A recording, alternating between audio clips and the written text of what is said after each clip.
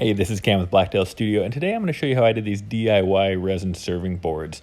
I really liked this project because it didn't cost me anything. These were some walnut burl slices I had laying around along with this walnut slab, and I turned them into this white epoxy resin serving boards that I was pretty happy with how they turned out.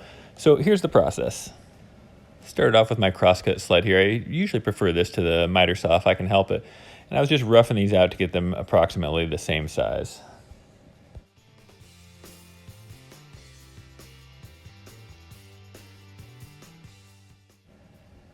If you don't have a jointer, you can actually make a little jointer jig for your table saw, but since I have one, I'm going to run it through a couple times just to get one good, clean, straight edge. And now I can take it over to my table saw to get it to the size that I wanted, since this slab was a little bigger than I wanted it to be. Also, dirt is much worse on your blades than wood, so I try to get all the dirt off before I run it through my planer.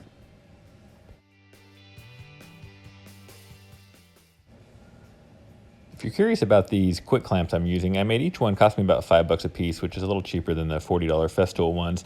I'll include a link above if you want to see how I made those. And once it's clamped down, I can clean up the edge with my Porter cable restorer and the nylon wheel. If you've watched any of my other river table builds, the form building is essentially exactly the same, only this one's going to be a little bit easier. I just cut, I believe there are 2-inch strips for the sides, assembled them, and I didn't use any nails or screws. I just used this fast dry caulk to assemble it all, and that way it would come apart a little bit easier.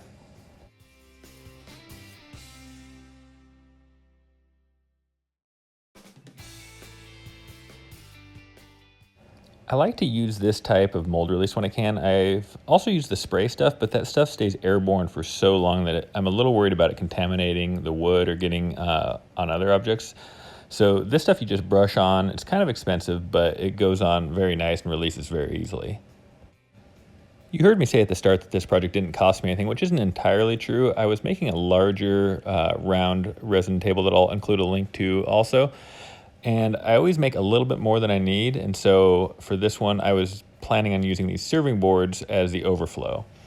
Anyway, I'm using a Polymer Technologies Chill 2 epoxy. It's a great, super hard curing epoxy, and this is ecopoxy liquid dye, just a regular white. And here's the bigger table that I'm building simultaneously, but after I top that off, I'm gonna use the rest to fill in for these serving boards.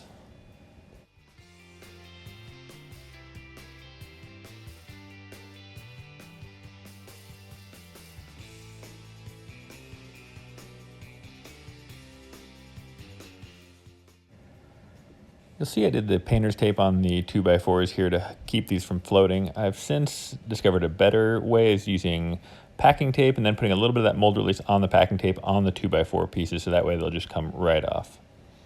And you'll see the problem here shortly with the painter's tape. Sides came off pretty easily. It's actually just the caulk holding them on. The epoxy doesn't stick at all with that mold release on there. Driving some wedges in.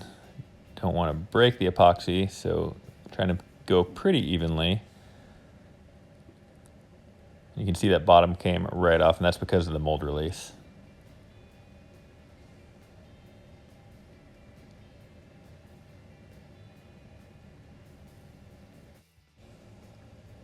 I hit these pretty good with the mallet, and they would not come, so I ended up having to cut the 2x4 completely off, which obviously isn't ideal. And these obviously aren't too big to go through my planer, but I was taking 5 or 6 projects into Creative Woodworking in Portland, so I figured I might as well dull their blades instead of dulling my blades.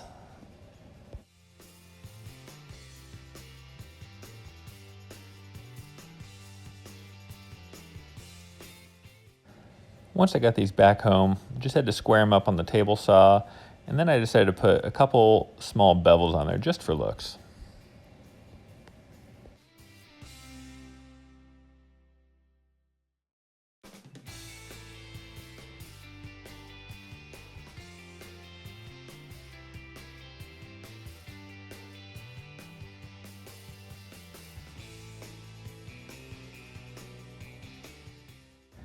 I went with a 22-degree bevel here, not for any particular reason, just thought it looked a little more interesting than a 45.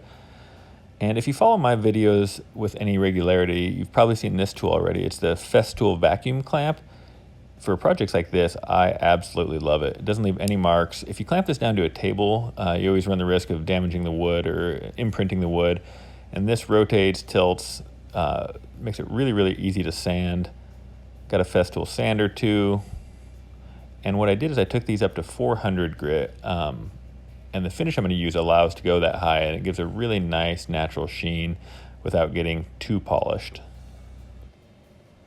Even though these are just a side project, definitely take your time, run through all the grits properly. 100 grit, 120, 150, 180, 220, 320, 400. Now that you're ready to finish, I'm using Odie's oil, and the reason I'm using this specifically on this one is it's the best food-safe finish I've found. You can apply several coats if you want to really step the sheen up, and you just buff it in with one of these non-woven pads. People also call them a Scotch-Rite pad, but you can get these at a woodworking store or probably even Home Depot. Just kind of buff it in fairly aggressively. You don't want to scratch it up too much, but they'll really help even out the sheen as you're buffing that in. And only use these terry towels to wipe it off, but make sure you get every last bit of it off. You'll run into problems if you don't get all of it off.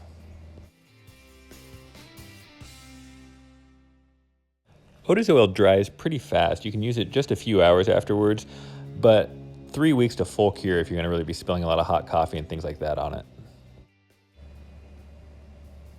Okay, that's the whole project. I'd love to hear your thoughts on this project. If you liked the white, if you hated the white, if you had any other colors that you think would look a little better, because like I said before, this was essentially a free project, so most likely I'll be doing quite a few more of these types of projects in the future. And if you enjoyed this video, please subscribe for more just like it. Thanks again.